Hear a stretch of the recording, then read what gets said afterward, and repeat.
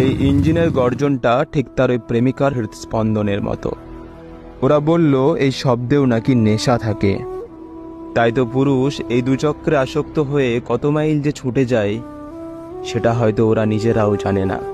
পুরুষ নিজের যত্ন নিতে ভুললেও ওই কৃত্রিমটার যত্ন নিতে কোনোদিন ভুলল না। তাই তো সে তাকে ভালোবাসে প্রেমিকা রূপে। কারণ ভালোবাসা মানে শুধু মানুষ না, ভালোবাসা কখনো কখনো ওই লোহার ইঞ্জিন ও গিয়ার বক্সে লুকিয়ে থাকে।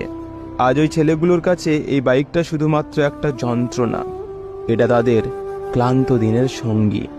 তাই তো এই ছেড়ে যাওয়ার শহরে পুরুষ আজ ওই লোহার ইঞ্জিনের প্রেমে পড়েছে।